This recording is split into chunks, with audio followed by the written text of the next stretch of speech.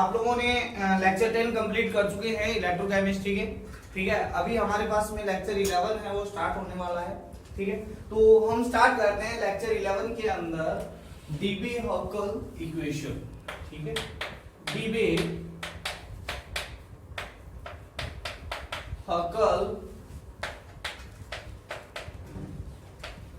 ऑन-सागर equation.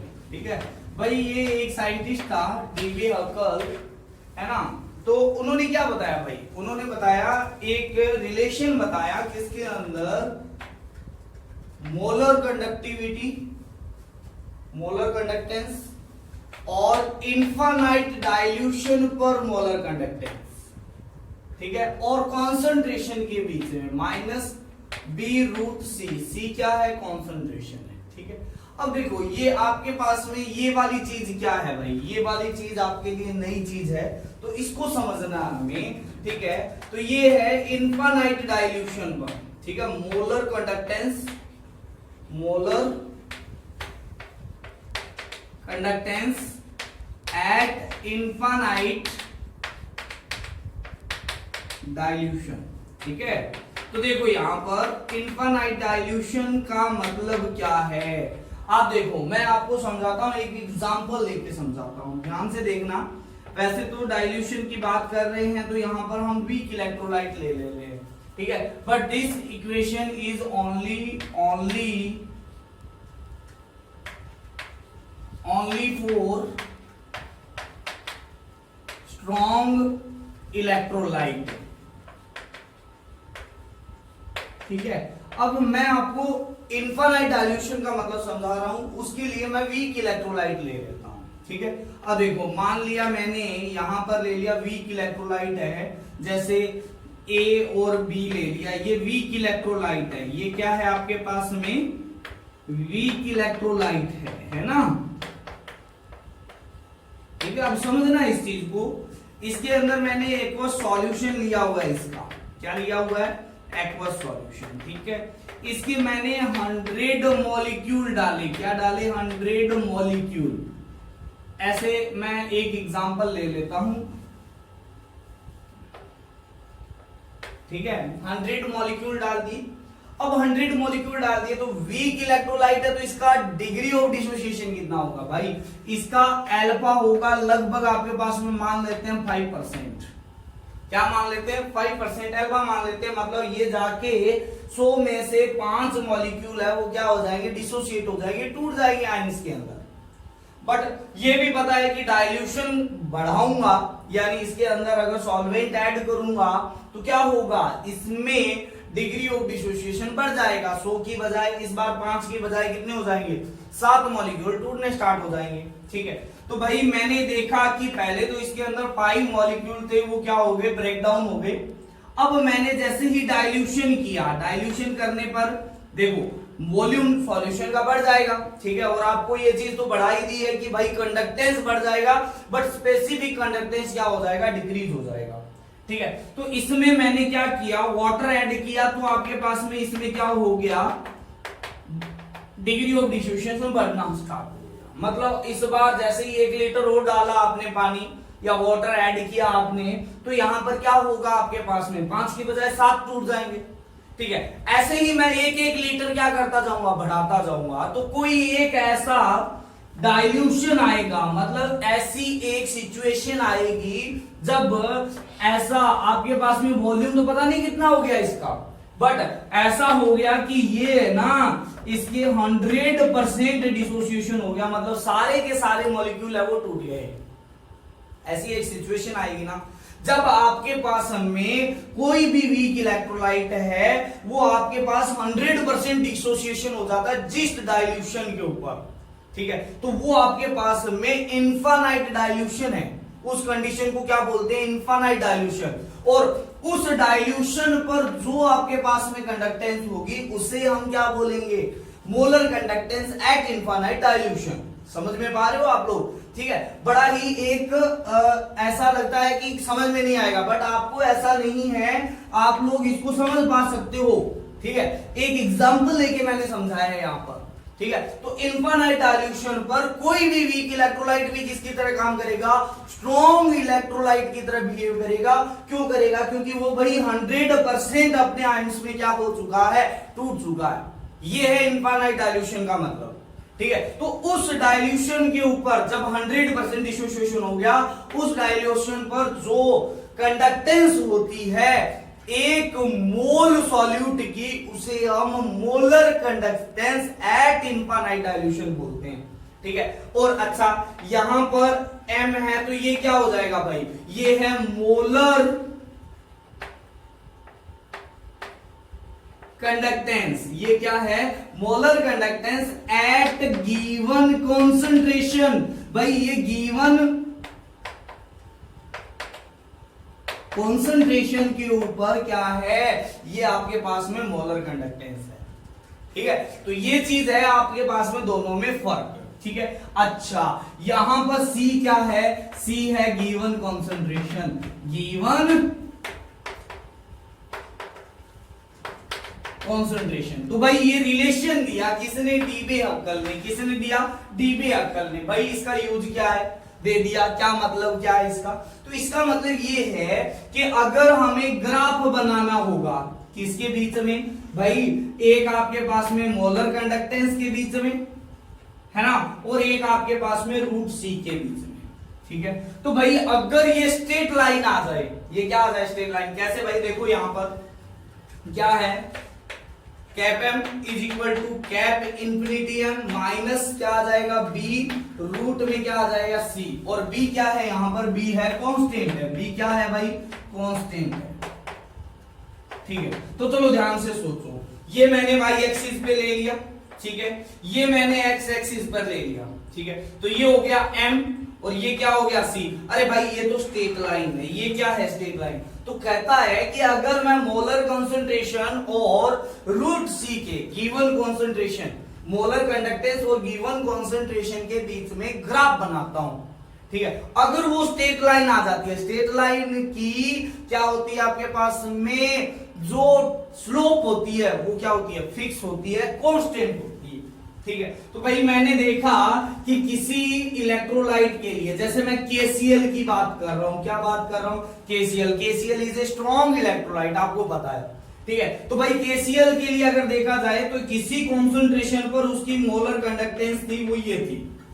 अब आपको पता है जैसे जैसे कॉन्सेंट्रेशन कम करोगे कंडक्टेंस क्या होगी, मोलर कंडक्टेंस क्या होगी, बढ़ेगी ना, ठीक है। तो मैंने इस कॉन्सेंट्रेशन पर देखा ये है, फिर मैंने देखा ये वाली इस कॉन्सेंट्रेशन पर मोलर कंडक्टेंस ये है, इस पर क्या है ये, तो मैंने इन तीनों पॉइंट को जोड़ा तो ये आपके पास में एक स्ट्रेट लाइन आई। क्या आई, एक स्ट्रेट लाइन आई, ठीक है। इस तरीके से मैं कॉन्सेंट्रेशन कम करता जा रहा हूं। कॉन्सेंट्रेशन कम करने का मतलब है डाइल्यूशन करना, ठीक है। तो अब मैं डाइल्यूशन करता जा रहा हूं, डाइल्यूशन करते करते करते करते एक जगह यहां पर आएगी जब कॉन्सेंट्रेशन 0 हो जाएगी। अरे भाई कॉन्सेंट्रेशन 0 होने का मतलब क्या है, कॉन्सेंट्रेशन 0 होने का मतलब ये है कि बहुत ज्यादा वॉल्यूम हो गया है ना, मोलैरिटी क्या होगी, लगभग 0 के इक्वल आ गई है, वॉल्यूम बहुत ज्यादा, सॉल्यूट का अमाउंट बहुत कम है, ठीक है। तो ये पॉइंट है, इस पॉइंट के ऊपर जो कंडक्ट क्या आएगा, मोलर कंडक्टेंस आएगी, ये क्या होगी, ये आपके पास में इनफाइनाइट डाइल्यूशन पर मोलर कंडक्टेंस आ जाएगी, ठीक है। तो किसी भी strong electrolyte, four strong electrolyte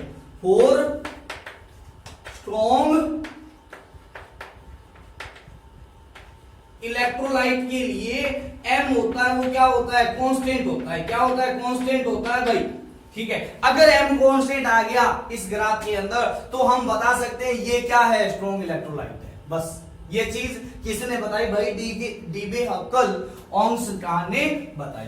चलो बात करते हैं वीक इलेक्ट्रोलाइट की। तो वीक इलेक्ट्रोलाइट के लिए, अच्छा स्ट्रॉन्ग इलेक्ट्रोलाइट के लिए इनफाइनाइट डाइल्यूशन पर मोलर कंडक्टेंस निकालना आसान है। कैसे है भाई, इस ग्राफ को एक्स्ट्रापोलेटेड कर दो पीछे की तरफ, बैक साइड, ठीक है। तो भाई एक्स्ट्रापोलेटेड करने पर जहां पर ये मोलर कंडक्टेंस वैल्यू को कट करेगा वहां पर क्या हो जाएगी, ये जो इंटरसेप्ट है ये क्या बता रहा है भाई, ये बता रहा है इनफाइनाइट डाइल्यूशन पर मोलर कंडक्टेंस, ठीक है, अब मैं वीक इलेक्ट्रोलाइट ले लेता हूं, जैसे मैं ले लेता हूं CH3COOH, है ना, एसिटिक एसिड। आप लोगों को पता है भाई कि ये आपके पास में क्या है, ये आपके पास वीक इलेक्ट्रोलाइट होता है। ठीक है, तो मैंने देखा कि भाई एक कॉन्सेंट्रेशन पर, पहली तो बात है इसकी molar concentration, sorry molar conductance भी क्या आएगी, कम आएगी। किसी कॉन्सेंट्रेशन पर इसकी मोलर कंडक्टेंस ही आ गई। फिर मैंने क्या किया, जैसे ही कॉन्सेंट्रेशन को कम किया, कंडक्टेंस क्या हो गई, मोलर कंडक्टेंस बढ़ गई, फिर बढ़ी, फिर बढ़ी। ऐसे करते करते ये ऐसा नहीं है कि आपके पास में क्या आ जाएगी, आपके पास में स्ट्रेट लाइन नहीं आएगी, इसमें स्लोप होगी, वो क्या होती रहेगी, चेंज होती रहेगी। क्या होती रहेगी आपके पास में, चेंज। ठीक है, और इसके लिए एक्स्ट्रा प्लॉटेड से हम क्या नहीं निकाल सकते हैं भाई, इससे हम नहीं निकाल सकते हैं क्या, आपके पास में इनफाइनाइट डाइल्यूशन पर मोलर कंडक्टेंस को नहीं निकाल सकते हैं। ठीक है, तो ये है weak electrolyte, four weak electrolyte, four weak electrolyte. ठीक है, फोर वीक इलेक्ट्रोलाइट क्या हो जाएगा, ठीक है, एम नॉट कांस्टेंट, है ना। तो भाई यहां से पता चल जाएगा, अगर मोलर कंडक्टेंस और रूट सी के बीच ग्राफ बना लिया हमने, ठीक है, और अगर वो स्ट्रेट लाइन नहीं आया, कर्व फॉर्म में आया, तो वो क्या है, वीक इलेक्ट्रोलाइट है, वो क्या है, वीक इलेक्ट्रोलाइट है। ठीक है, तो भाई ये थी डीबे हॉकल ऑर्मस्टाड इक्वेशन। ठीक है, और इसका मतलब था ये इक्वेशन दी गई थी किसके द्वारा, ये डीबे हॉकल ऑर्मस्टाड के द्वारा दी गई थी। ठीक है, तो आप लोग उतारो जल्दी से, फिर आगे नेक्स्ट वाला टॉपिक करते हैं, कालराउस लॉ। कालराउस लॉ, हाँ, तो नेक्स्ट है अपना, वो है कालराउस लॉ, है ना। कालराउस लॉ इंपॉर्टेंट भी है, इस पे क्वेश्चन आते हैं, न्यूमेरिकल्स भी आते हैं। ठीक है, तो क्या कहता है भाई कालराउस लॉ, ठीक है। हाँ, तो नेक्स्ट है अपना कालराउस लॉ। ठीक है, तो कालराउस लॉ देखते हैं अपने पास में कैसा है।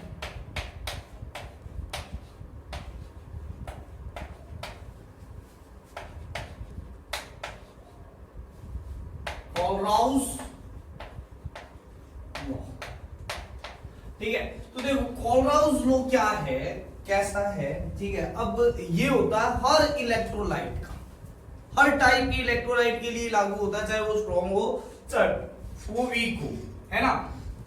होता क्या है, ये कहता है कि किसी भी इलेक्ट्रोलाइट के लिए इनफाइनाइट डाइल्यूशन पर उसकी इक्विवेलेंट कंडक्टेंस, उसका इक्विवेलेंट कंडक्टेंस होता है, वो उसके हर आयन के इक्विवेलेंट कंडक्टेंस के सम के इक्वल होता है। मतलब ये है कैटाइन की वजह से molar equivalent conductance eight infinite dilution. ठीक है, और यहां पर है आपके पास में इनफाइनाइट डाइल्यूशन किसकी वजह से, एनाइन की वजह से। बस ये चीज है आपके पास में यहां पर। ठीक है, अगर ये चीज समझ में आ गई तो कालराउस लॉ यही है भाई।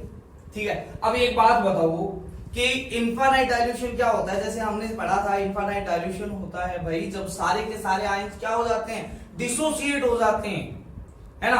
अब डिसोसिएट हो गया, पूरा इलेक्ट्रोलाइट डिसोसिएट हो गया, अलग अलग टुकड़ों में टूट गया है, तो हर आयन है, हर आयन है वो कुछ ना कुछ अपना कंट्रीब्यूशन देगा भाई, है ना, कंडक्टेंस के अंदर देगा या नहीं देगा।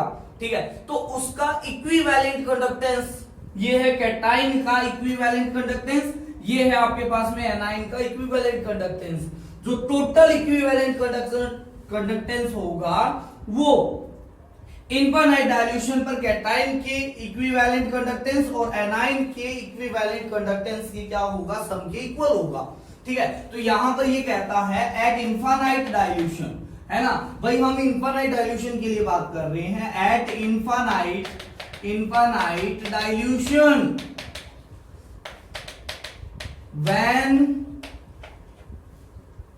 when electrolyte complete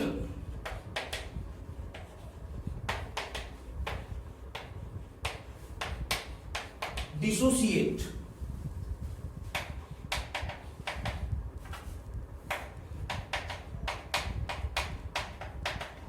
जब कंप्लीट डिसोसिएट होता है, then each ion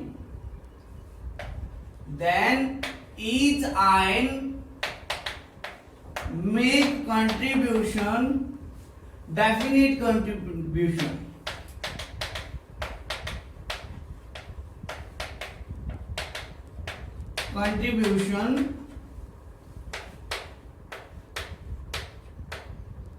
toward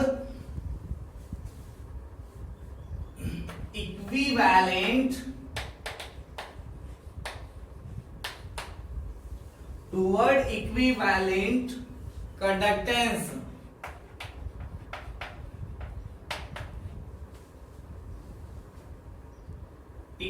conductance at infinite dilution। ठीक है, तो भाई अब इसके बाद में ये क्या बोलता है कि दिस लो स्टेट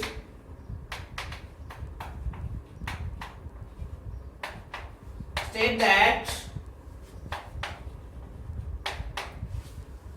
equivalent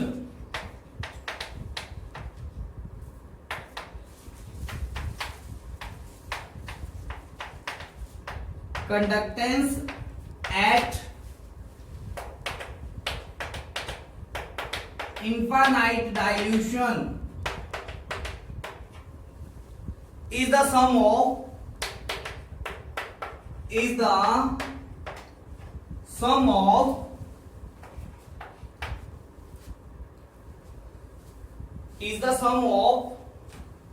एक बार मैं ये रफ कर रहा हूं, sum of equivalent ionic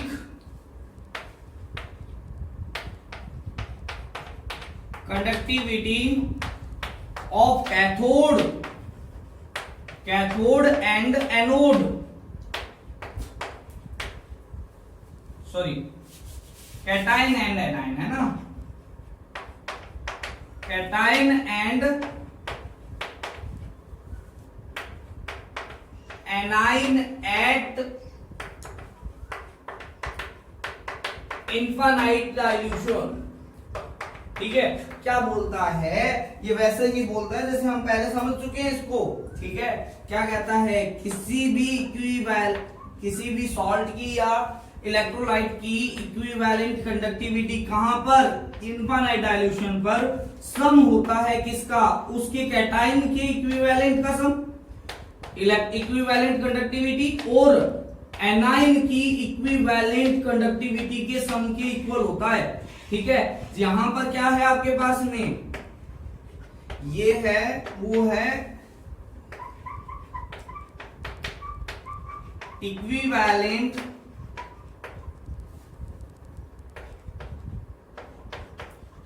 conductance of electrolyte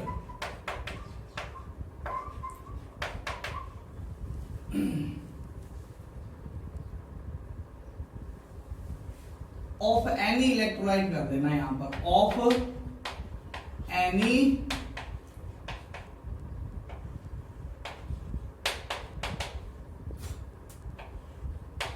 है ना, यहां पर ऑफ एनी इलेक्ट्रोलाइट कर लेना, ये हर किसी के लिए अप्लाई होता है, of electrolyte eight infinite dilution.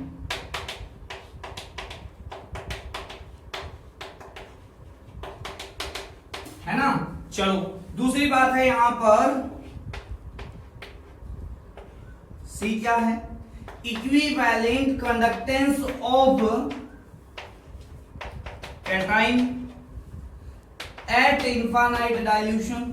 ठीक है, और ये क्या है आपके पास में, equivalent conductance of anion eight infinite dilution. चलो एक बात है, ये तो इक्विवेलेंट कंडक्टेंस के रिस्पेक्ट में आ गया, कोई इक्वेशन ले लेते हैं, लेट इक्वेशन, है ना, इक्वेशन ले लिया आपके पास में, जैसे कोई इलेक्ट्रोलाइट ले लिया, जैसे AXBY ले लिया, है ना, ये ले लेते AMBL। ठीक है। तो भाई ये डिसोसिएट होगा तो किस तरीके से होगा, ये होगा ए के ऊपर एन आएगा, है ना, और यहां पर कितना आएगा आपके पास में एम आएगा, है ना, प्लस में ये क्या आएगा एन बी की पावर माइनस क्या आ जाएगा एम आ जाएगा। ध्यान से देखना इधर, इसके ऊपर प्लस एन चार्ज है, इसके ऊपर माइनस एम चार्ज है, ऐसा हमने मान लिया है।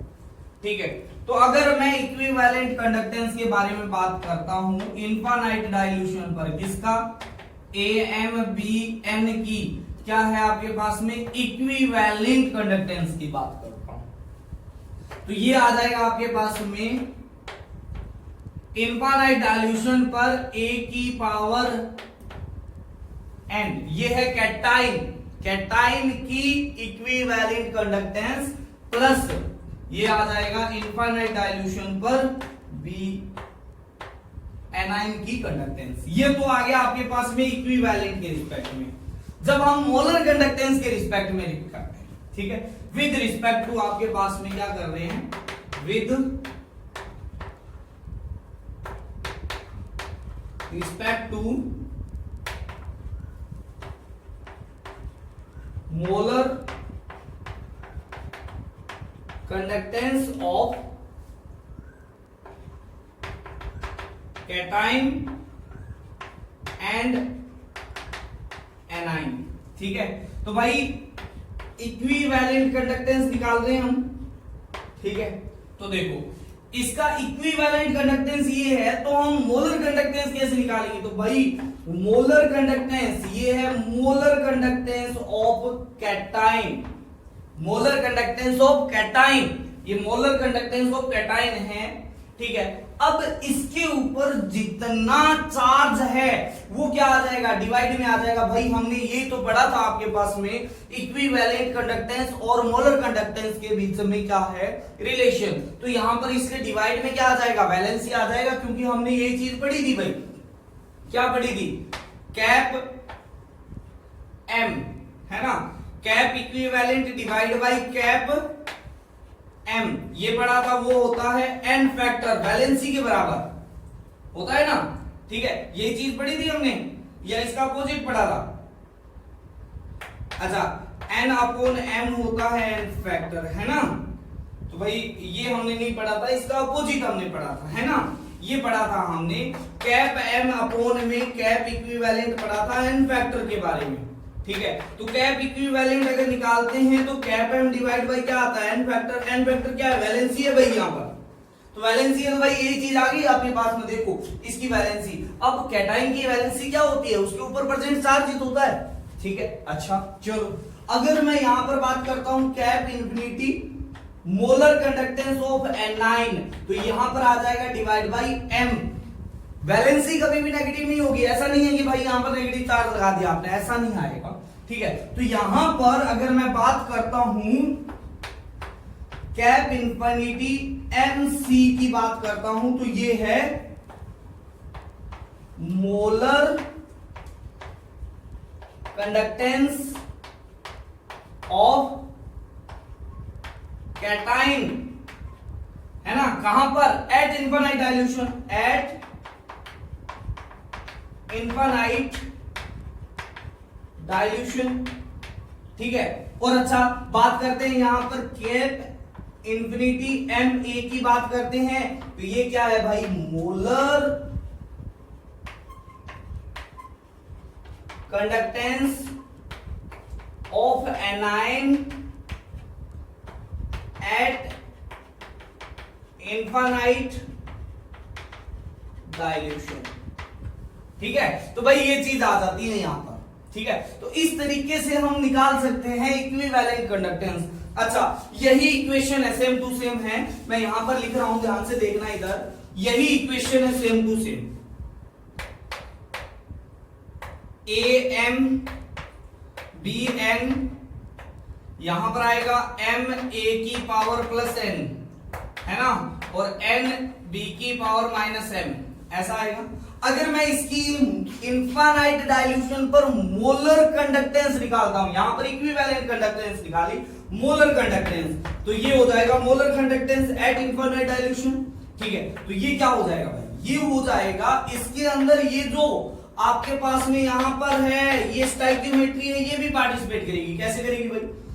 Molar conductance eight infinite dilution of cation, ये है कैटाइन, है ना। यहां पर मोलर कंडक्टेंस निकाल रहे हैं, वहां पर इक्विवेलेंट कंडक्टेंस निकाल रहे थे, तो ये आएगा जो इसकी साथ में स्टाइकियोमेट्री है वो इसके मल्टीपल में आएगी।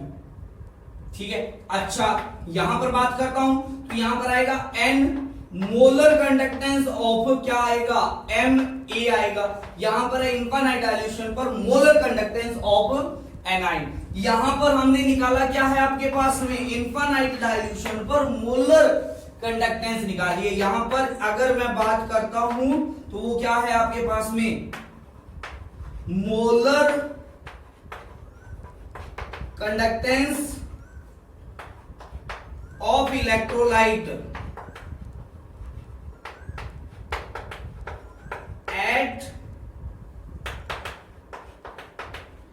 Infinite dilution. ठीक है, तो भाई ये चीज आ गई आपके पास में, इस तरीके से आपको क्या करना है यहां पर निकालना है। ठीक है, तो ये है कालराउस लॉ। अब इसकी एप्लीकेशन पढ़ लेते हैं भाई, एप्लीकेशन कैसे है। ठीक है, तो भाई एप्लीकेशन, पहली एप्लीकेशन है तो भाई नेक्स्ट है अपना वो है एप्लीकेशन ऑफ कालराउस लॉ, है ना। ठीक है, तो चलो एप्लीकेशन ऑफ कालराउस लॉ के ऊपर चलते हैं।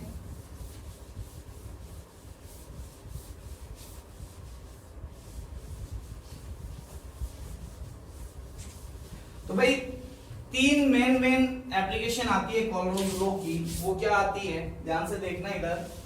पहली आपके पास में कैलकुलेट मोलर कंडक्टेंस और equivalent conductance of weak electrolyte, क्योंकि हम भाई एट इनफाइनाइट डाइल्यूशन हम निकाल सकते हैं। ठीक है, अब देखो स्ट्रॉन्ग इलेक्ट्रोलाइट के लिए तो डीबे हकल रूल था, ठीक है, उससे निकाल सकते थे, बट वीक इलेक्ट्रोलाइट के लिए कैसे निकालेंगे? तो वीक इलेक्ट्रोलाइट के लिए तो एप्लीकेशन आपके पास में पहली है आपके पास में एप्लीकेशन ऑफ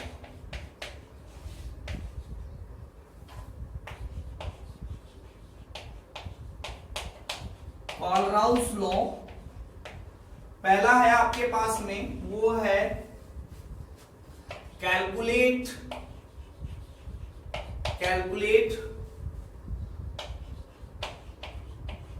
मोलर और equivalent conductance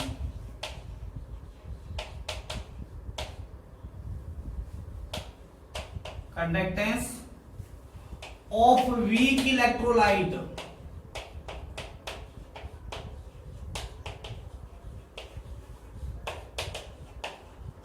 eight infinite dilution.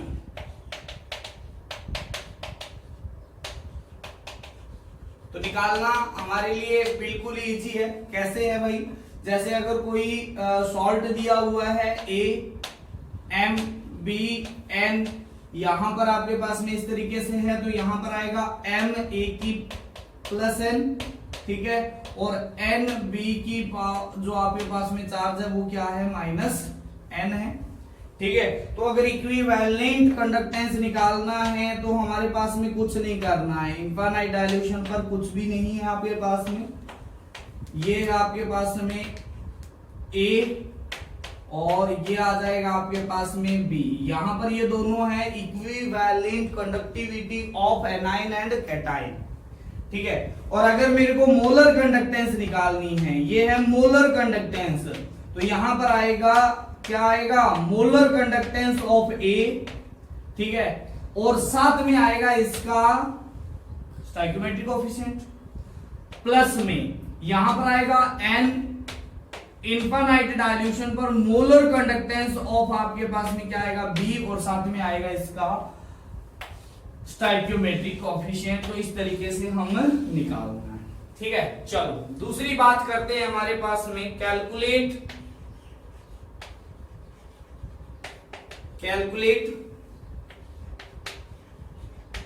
Degree of dissociation. तो भाई डिग्री ऑफ डिसोसिएशन यानी अल्फा की वैल्यू निकाल सकते हैं। तो अल्फा कैसे निकालेंगे? अल्फा होता है भाई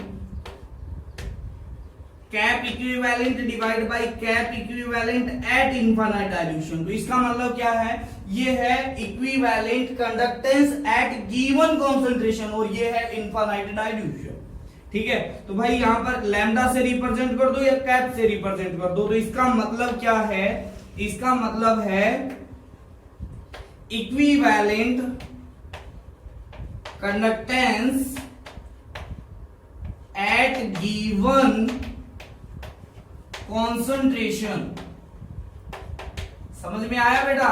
ठीक है, ध्यान से सुनना इधर, है ना। और ये है equivalent conductance eight infinite dilution. ठीक है, क्योंकि वहां पर हर इलेक्ट्रोलाइट चाहे वीक है चाहे क्या है स्ट्रॉन्ग है, वो आपके पास में किसकी तरफ बिहेव करेगा? वो स्ट्रॉन्ग इलेक्ट्रोलाइट की तरफ बिहेव ही करेगा। ठीक है, 4 ये किसके लिए है? 4 भाई ये किसके लिए निकालते हैं? वीक इलेक्ट्रोलाइट के लिए निकालते हैं, वीक इलेक्ट्रोलाइट। अच्छा, ये दूसरी चीज है, दूसरे तरीके से भी निकाल सकते हैं। कैसे? Molar conductance divide by molar conductance eight infinite dilution. ठीक है, तो भाई इस तरीके से हम क्या निकाल सकते हैं? अल्फा की वैल्यू निकाल सकते हैं। तीसरा है आपके पास में इक्विलिब्रियम कांस्टेंट की वैल्यू निकाल सकते हैं। कैसे निकाल सकते हैं भाई? देखो,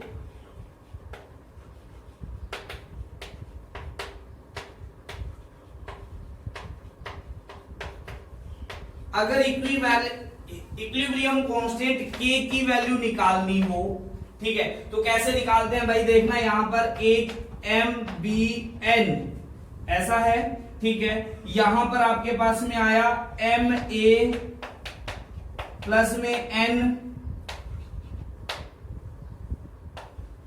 है ना। यहां पर है, ये दोनों आपस में इक्विलिब्रियम में आ गए। ठीक है, तो मान लिया इसकी कॉन्सेंट्रेशन क्या ले लिया आपने? इसकी कॉन्सेंट्रेशन इनिशियली C ले ली।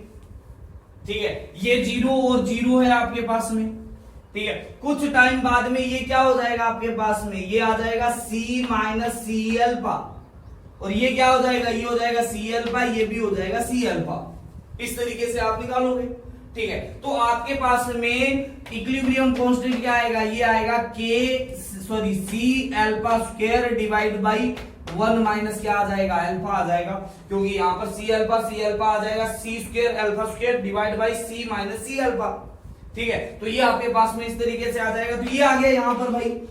ठीक है, अब देखो यहां पर अल्फा की वैल्यू आप निकाल चुके हो, यहां से निकाल चुके हो, तो यहां पर रखने पर ये क्या आ जाएगा आपके पास में? ये आ जाएगा इक्विलिब्रियम कांस्टेंट। तो ये है आपके पास में भाई इक्विलिब्रियम कांस्टेंट। ठीक है, अच्छा, इफ हम ले लेते हैं, इफ 1 जो है आपके पास में अल्फा है वो बहुत बहुत बहुत कम है 1 से। ठीक है, देन क्या हो जाएगा भाई? 1 माइनस अल्फा हो जाएगा, वो लगभग 1 के बराबर ही हो जाएगा भाई। अल्फा तो बहुत कम है। ठीक है, तो यहां पर के इक्विलिब्रियम है वो किसके इक्वल आ जाएगा? C अल्फा स्क्वायर के इक्वल आ जाएगा। इस तरीके से हम इक्विलिब्रियम कांस्टेंट की वैल्यू निकाल सकते हैं। ठीक है, और चौथी एप्लीकेशन है, फोर्थ एप्लीकेशन है, वो क्या है आपके पास में? वो है सॉल्युबिलिटी।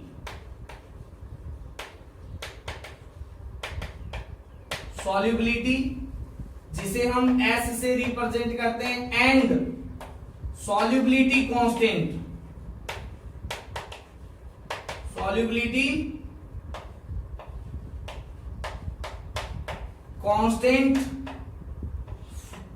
ये क्या होता है? KSP होता है, KSP, है ना, फॉर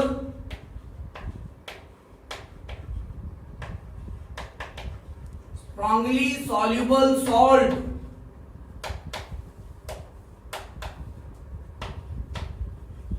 स्ट्रांगली सॉल्युबल सॉल्ट क्या होता है भाई? वो होता है जिसकी सॉल्युबिलिटी होती है बहुत बहुत कम होती है, उसे स्ट्रांगली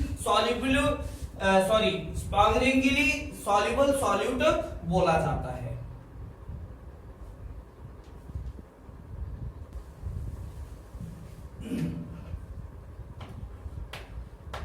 स्पेरिंगली सॉल्युबल सॉल्ट। ठीक है, तो भाई स्पेरिंगली सॉल्युबल सॉल्ट क्या होता है पहले ये देख लो। स्पेरिंगली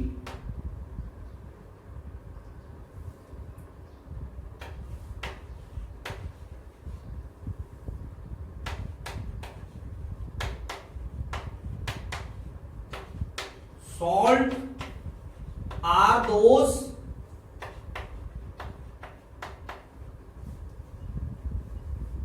which have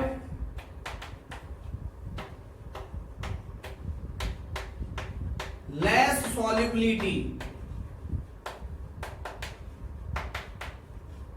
ठीक है, जिसकी solubility कम होती है। ठीक है, तो यहां पर saturation, at saturation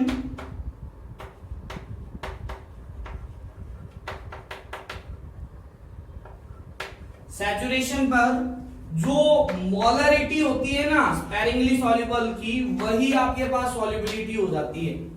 ठीक है, तो आप ध्यान से सुनो, हमारे पास में आ गया इन मोलर कंडक्टेंस, ये होता है कापा इंटू 1000 डिवाइड बाई क्या होता है m होता है, ये हमें पता है ना। और इनफाइनाइट डाइल्यूशन पर सैचुरेशन कंडीशन आ जाती है भाई, है ना। क्या आ जाती है भाई? Saturation condition. ठीक है, तो मैं यहां पर लिख रहा हूं भाई, तो एट सैचुरेशन कंडीशन पर ये क्या हो जाएगा, ये आ जाएगा इसके अंदर, है ना, और m चेंज हो जाएगा सॉल्युबिलिटी के अंदर फॉर स्पेरिंगली सॉल्युबल सॉल्ट। ठीक है, तो भाई हमारे पास सॉल्युबिलिटी आ जाएगी, यहां से सॉल्युबिलिटी क्या आ जाएगी भाई, कापा इंटू में 1000, और यहां पर कैप इन्फिनिटी आया, कैप इन्फिनिटी हमारे पास में यहां पर ये रख दिया हमने, तो ये आ गई भाई आपके पास में क्या, यहां पर सॉल्युबिलिटी।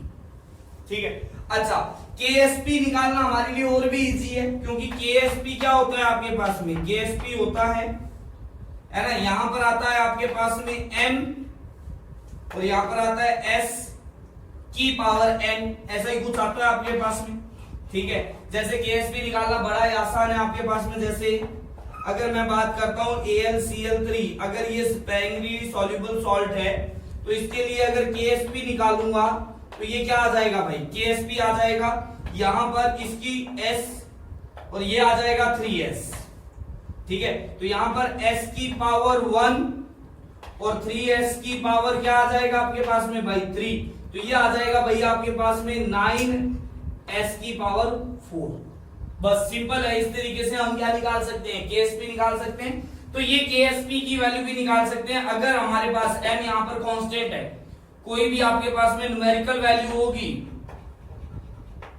न्यूमेरिकल वैल्यू आएगी, ठीक है, जो आपको खुद को निकालनी पड़ेगी। जैसे यहां पर n क्या आ गया, 9 आ गया, ठीक है, और n क्या आ गया, यहां पर इसका टोटल नंबर्स ऑफ आयन निकाल लो, वही आपके पास में यहां पर आ जाएगा। ठीक है, तो ये है आपके पास में स्पेरिंगली सॉल्युबल। तो इसके लिए अगर S पता चल जाए तो KSP भी पता चल जाएगा। ठीक है, तो ये आपके पास में चार मोटी मोटी आपके पास में क्या थी, एप्लीकेशन ऑफ कॉलराउज लॉ थी।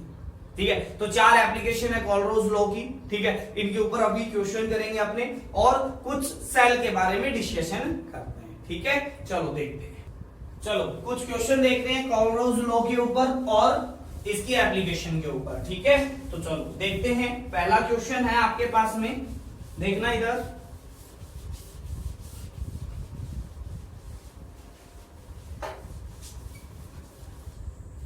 तो भाई ये क्वेश्चन है कुछ। ठीक है, तो पहला क्वेश्चन है कॉलराउज लॉ की एप्लीकेशन, कॉलराउज लॉ के ऊपर है। ठीक है, क्या निकालना है भाई, कैप इन्फिनिटी मोलरिटी ऑफ क्या निकालना है आपको, NH4OH के लिए निकालना है, NH4OH के लिए निकालना है। बड़ा ही आसान हो जाएगा भाई, आपको पता है क्या हो जाएगा, इसकी मोलर कंडक्टेंस और इसकी भी क्या हो जाएगी, मोलर कंडक्टेंस का सम। ठीक है, तो यहां पर आ जाएगा इनफाइनाइट डाइल्यूशन पर NH4OH प्लस का, और साथ में आएगा इनफाइनाइट डाइल्यूशन पर OH माइनस का। ठीक है, अब देखो अगर मैं देखूंगा तो यहां पर आपके पास में इसका स्टोइकियोमेट्रिक कोएफिशिएंट भी कुछ नहीं आएगा। ठीक है, इसी तरीके से देखना, ये निकालना है हमें, ये निकालना है। अच्छा, दूसरी बात दी हुई है इसका इनफाइनाइट डाइल्यूशन के ऊपर आपके पास में मोलर कंडक्टेंस दी हुई है, किसका, NH4Cl का। ठीक है, तो ये आपके पास में आ जाएगा इनफाइनाइट डाइल्यूशन पर NH4 प्लस का, और साथ में आएगा आपके पास में इनफाइनाइट डाइल्यूशन पर Cl माइनस का। ये इक्वेशन नंबर 2 हो गई भाई, ठीक है। इसी तरीके से ये आ जाएगा इनफाइनाइट डाइल्यूशन पर मोलर कंडक्टेंस ऑफ NaOH।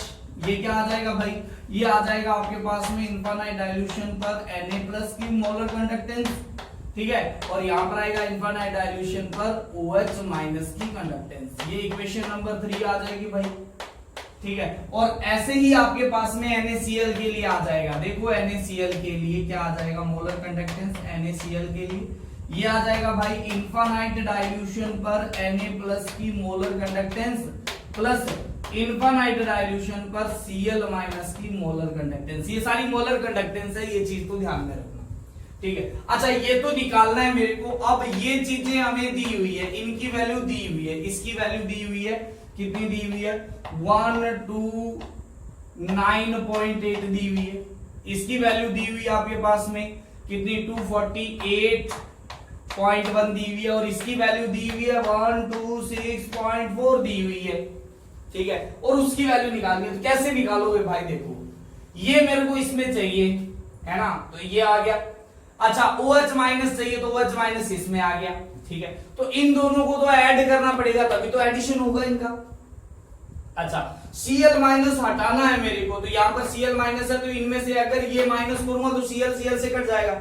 इसी प्रकार से Na कट जाएगा, तो इनमें से इन दोनों को ऐड करके इनमें से क्या कर दो, माइनस कर दो। तो मैं क्या कर रहा हूं, equation second plus equation third minus equation क्या कर रहा हूं 4। अब कई बार ऐसा हो सकता है कि किसी को मल्टीप्लाई करके भी माइनस करना पड़ सकता है आपको, है ना। चलो हमारे पास में ये आया, ठीक है। तो पहले को 129.8 प्लस 248.1 और माइनस 126.4, ये चीज आ गई।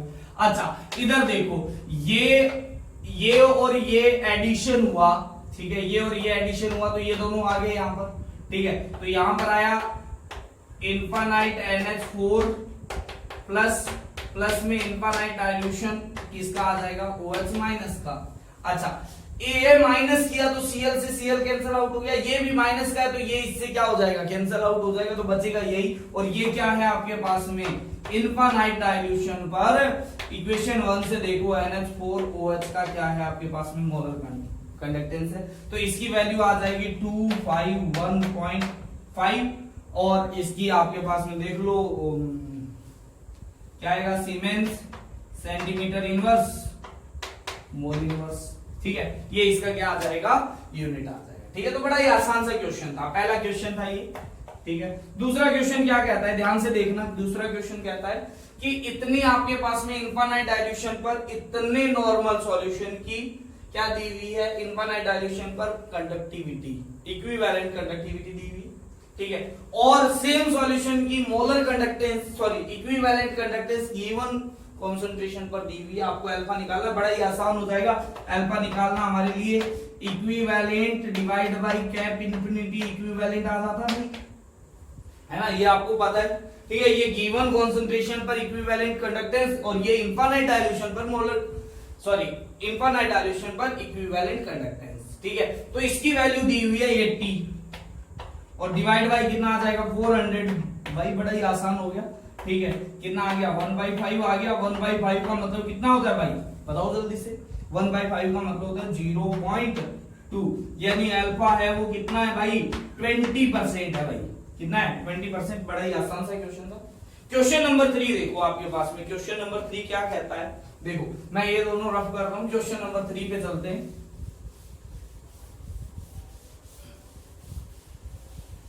हाँ क्वेश्चन नंबर 3 देखो, ये मिल गया,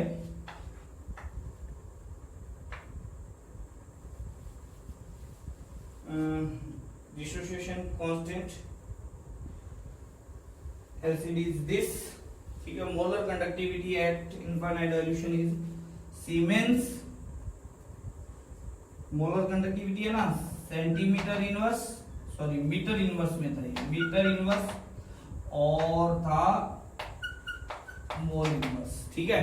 चलो हमारे पास में देखना ध्यान से, इधर तीसरे क्वेश्चन पर था, ठीक है। कंडक्टिविटी दी हुई है of a saturated solution of BaSO4। Conductivity दे दी भाई, कंडक्टिविटी दे दी, कितनी दे दी, ये दे दी आपके पास में 3.06 इंटू 10⁻⁻6, ठीक है। सीमेंस सेंटीमीटर इनवर्स, है ना, ये दे दिया भाई आपके पास। इसको सीमेंस भी लिख सकते हो, आपको बताया हुआ है। इट्स मोलर कंडक्टेंस इज, ठीक है, मोलर कंडक्टेंस दी हुई है, कैप एम की वैल्यू दी हुई है, कितनी दी हुई है 1.53 siemens centimetre inverse mole inverse, ये दी हुई है। तो केएसपी निकालने के लिए पहले क्या निकाल देता हूं, सॉल्युबिलिटी निकाल देता हूं भाई। तो सॉल्युबिलिटी हमने पढ़ा है, सॉल्युबिलिटी होता है kappa into 1000 divide by molar conductance, कहां पर, इनफाइनाइट डाइल्यूशन के ऊपर, है ना। तो सैचुरेटेड सॉल्यूशन है तो इनफाइनाइट डाइल्यूशन पर ये दी हुई है भाई आपको, ठीक है। तो सॉल्युबिलिटी निकाल लो भाई, 3.06 इंटू 10⁻⁻6 इंटू 1000 डिवाइड बाई 1.53, ठीक है। तो ये गया 1, ये गया 2, ठीक है। तो सॉल्युबिलिटी आ गई 2 इंटू 10⁻⁻3, ये सॉल्युबिलिटी आ गई भाई आपके पास, ठीक है। अच्छा देखो, ये मोल के अंदर आ जाएगी, क्योंकि यहां पर ये तो आपस में कैंसल आउट हो जाएगा, ये आ जाएगा पर मोल, ठीक है। डिवाइड बाई मोल है, मोल इनवर्स है, तो मोल इनवर्स नीचे वाला ऊपर चला जाएगा। चलो, अब तो हमारे पास में केएसपी निकालना है भाई। केएसपी क्या होता है, केएसपी BaSO4 के लिए, BaSO4 के लिए, तो ये Ba+2 में और प्लस SO4-2 के अंदर, ठीक है। तो सॉल्युबिलिटी ये हो जाएगी, तो केएसपी क्या हो जाएगा, केएसपी हो जाएगा S इंटू एस, ठीक है। तो केएसपी हो जाएगा भाई S², तो S की वैल्यू तो आई हुई है, देखो यहां पर क्या आ जाएगी, 2 इंटू 10⁻⁻3 का स्क्वायर आ जाएगा, तो ये आ जाएगा 4 इंटू 10⁻⁻6, ये इसकी क्या आ जाएगी, केएसपी की वैल्यू आ जाएगी, ठीक है। चलो नेक्स्ट क्वेश्चन है, 4th नंबर है, वो क्या कहता है, ध्यान से देखना इधर, 4th नंबर क्वेश्चन है। डिसोसिएशन कांस्टेंट दिया हुआ है, अल्फा की वैल्यू दी हुई है भाई, कितनी दी हुई है 1.6 इंटू 10⁻⁵ दी हुई है, ठीक है। Molar conductivity at infinite dilution, भाई ये भी दिया हुआ है, इनफाइनाइट डाइल्यूशन पर molar conductivity 380 into 10⁻⁴ siemens metre inverse mole inverse, ठीक है। तो भाई मैं ना मीटर को क्या कर देता हूं, आपके पास में मीटर स्क्वायर है, सॉरी, है ना, क्या है आपके पास में, एक मिनट, ये मीटर स्क्वायर है ना, मीटर स्क्वायर है, यहां पर भी थोड़ा गलती होगी, यहां पर सेंटीमीटर स्क्वायर कर लेना, ठीक है। तो यहां पर मोल पर लीटर आ जाएगा भैया, ठीक है, ये मोल पर लीटर आ जाएगा, ठीक है। तो ये सेंटीमीटर स्क्वायर में, ठीक है। तो यहां पर क्या आ जाएगा, कैप इंफिनिटी m, ये मैं सेंटीमीटर में चेंज कर लेता हूं, तो 1 मीटर में कितने होते हैं, 100 सेंटीमीटर होते हैं, तो 10⁻⁴ आ जाएगा, तो ये आ जाएगा 380 siemens centimetre square mole inverse, ये कन्वर्ट कर लिया भाई मैंने इसको, ठीक है। अच्छा दूसरी बात क्या कहता है, कापा की वैल्यू निकालनी है, और इसके लिए ये दिया हुआ है, क्या दिया हुआ है भाई, ये दी हुई आपके पास में 0.1 मोलर दिया हुआ है, 0.1 मोलर आपके पास में दिया हुआ है, ठीक है। ये 0.1 है या 0.01 है भाई, ये 0.01 है, ये 0.01 है, ये है ना, क्वेश्चन के अंदर 0.01 है, ठीक है। वैसे कोई फर्क नहीं पड़ता है, आपको तो क्वेश्चन जिस हिसाब से दिया गया वही आपके पास आंसर आएगा, ठीक है। तो अब आपको इसके लिए कैप एम वैल्यू निकालनी पड़ेगी भाई, कैप एम निकल जाएगा तो आपके पास में क्या निकल जाएगा भाई, देन कापा निकल जाएगा। कापा क्या होता है भाई, कापा होता है आपके पास, ध्यान से सुनो इधर, ये आपके पास में cap M is equal to kappa into 1000 divide by molarity होता है, ठीक है। इसके लिए अल्फा दिया हुआ है, अब अल्फा देखो, अल्फा क्या होता है भाई, अल्फा होता है cap M divide by cap infinity M. अच्छा इसकी वैल्यू दी हुई है 1.6 इंटू 10⁻⁵, ठीक है,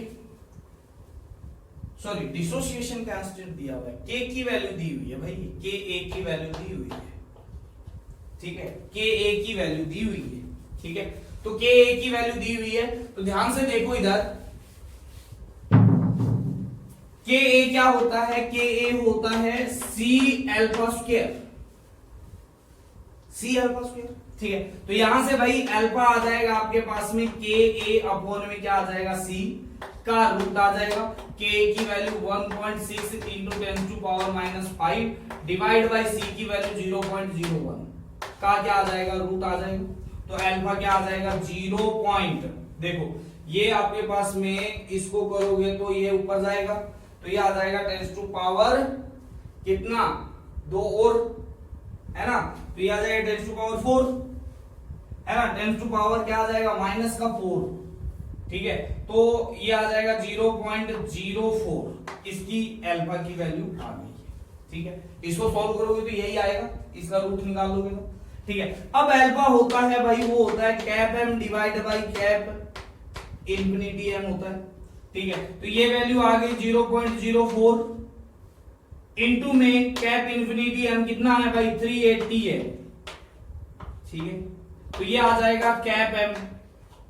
अब इसकी हेल्प से क्या निकाल सकते हैं, कापा की वैल्यू निकाल सकते हैं, क्योंकि कापा होता है वो होता है क्या, हो देखो यहां पर होता है cap M into molarity divide by क्या आ जाएगा, 1000 आ जाएगा, ठीक है। तो कैप एम कितना है भाई, कैप एम है आपके पास में 0.04 इंटू 380 इंटू 0.01 डिवाइड बाई ये आ जाएगा 1000, ठीक है। तो अब इसको देखो, इसको जब सॉल्व करोगे ना आप, इसको सॉल्व करोगे तो क्या आएगा, देख लेते हैं इधर, ये आएगा आपके पास में 0.000152 है ना, ये आ जाएगा आपके पास में, इसकी वैल्यू किसकी, कापा की वैल्यू, कापा किस में आएगा, सीमेंस सेंटीमीटर इनवर्स। अब मीटर में निकाल लो इसको, मीटर में निकालना है तो क्या कर दो भाई, देखो यहां पर सेंटीमीटर है तो इसको क्या कर दो, मल्टीप्लाई बाई 100 कर दो, ठीक है। तो क्या आ जाएगा आपके पास 0.0125 सीमेंस मीटर इनवर्स, आपके पास में क्या आ जाएगा, इसका आंसर आ जाएगा, सिंपल है, ठीक है। तो इस तरीके से आप क्या कर सकते हो, यहां पर कापा की वैल्यू निकाल सकते हो, ठीक है। इसको हम ऐसे भी लिख सकते हैं 1.52 into 10 to power -2 siemens metre inverse, ठीक है। तो ये आपके पास में कुछ क्वेश्चन थे, ठीक है। तो कल हम करेंगे, वो करेंगे सेल के बारे में, कि कितने टाइप के सेल होते हैं, कौन कौन से सेल होते हैं, ठीक है। तो वो सेल आपके पास में होने के बाद में मेनली 3 टाइप के सेल हमें पढ़ने हैं, एक आपके पास में लेड स्टोरेज सेल, एक ड्राई सेल और एक आपके पास में कैडमियम सेल, है ना। और इसके अलावा छोटे मोटे और आ जाते हैं, जैसे मर्करी सेल, है ना, और कॉरोजन ऑफ आपके पास में Fe, तो इस टाइप के क्वेश्चन हैं वो आपके पास में थोड़े बहुत आ जाते हैं। तो उसके ऊपर हम सब कुछ पढ़ चुके हैं, इलेक्ट्रोकेमिस्ट्री के लगभग सारे न्यूमेरिकल्स पार्ट आप कर चुके हो, ठीक है। अब आपके पास थोड़ा सा थ्योरी का पार्ट रहता है, जैसे ड्राई सेल के ऊपर, जो लेड स्टोरेज सेल के ऊपर, तो वो चीज रहती है, ठीक है। तो वो करेंगे कल के लेक्चर के अंदर। Okay, thank you, have a nice.